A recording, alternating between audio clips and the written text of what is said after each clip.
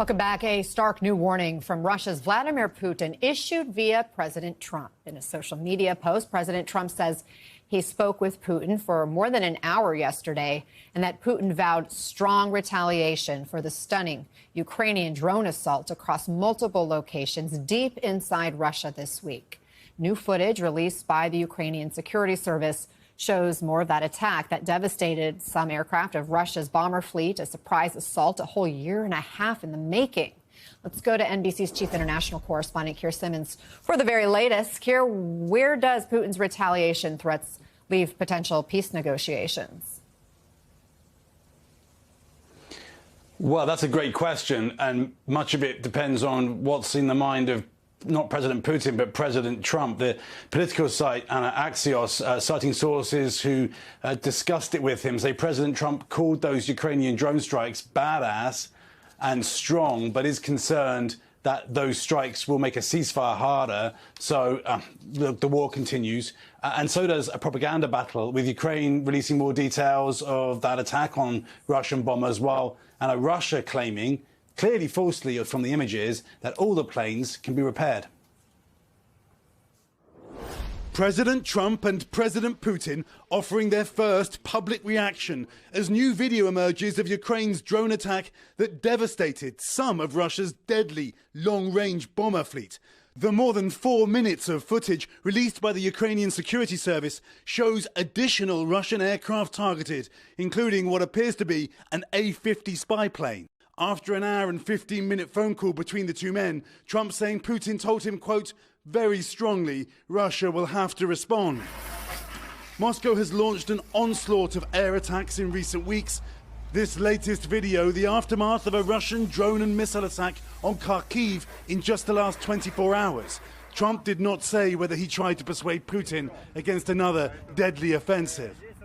Despite close to 1 million Russian military casualties, 400,000 Ukrainian soldiers, according to a new report, and President Trump's long-standing conviction that Putin was ready to end the war. I believe Putin wants to do it. And if I thought that President Putin did not want to get this over with, I wouldn't even be talking about it. Trump said his call with the Russian leader was not a conversation that will immediately lead to peace.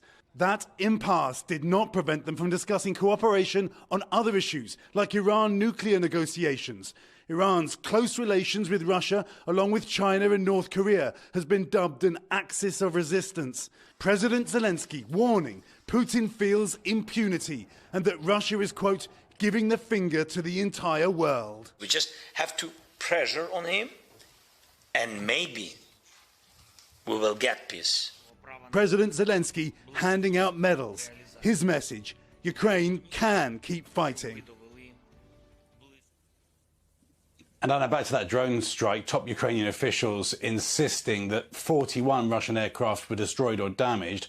So far, visual evidence is not available to confirm that number. The Russian spy plane, Anna, that you saw there, for example, in the footage, you don't actually see it on fire, but there is other footage which shows Ukraine targeting Russian planes that at that moment are loaded with bombs. Anna.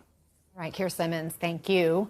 Joining us now is Igor Novikov. He's in Kyiv. He's the former advisor to Ukrainian President Volodymyr Zelensky. Igor, it's good to have you with us. Ceasefire negotiations seem to be at a standstill right now. Russia's already stepped up its bombardment of Ukrainian cities, vowing further retaliation after that massive attack. What are the Ukrainian people bracing for to happen next?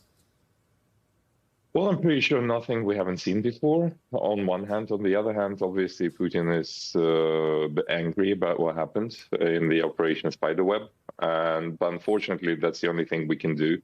We need to make sure that the cost of this war for Putin is unbearable. And since we don't have as much support as we had from the West, we have to basically use the asymmetrical war tactics.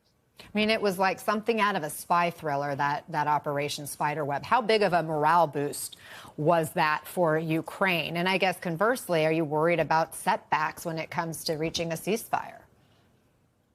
Well, I don't believe in ceasefire until autumn, to be honest, because Putin is not interested in that. In the conventional warfare, he does have advantage at the moment, hence our asymmetrical attacks. Plus, I don't think President Trump is really helping, because if you analyze what he said, he basically said the operation was badass, so continue doing that.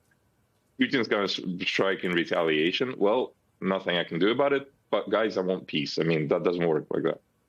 So we know President Trump and Putin spoke for more than an hour, but President Trump didn't say whether he tried to persuade Putin from retaliating. What do you make of the U.S. involvement at this point? Well, it's absolutely horrific. I mean, that statement I saw from him on Truth Social, because basically what he's saying is, you know, a dictator just said, I'm going to murder a bunch of civilians, because if anyone's got any doubts, he's going to attack civilians rather than the military targets. You just wait and see.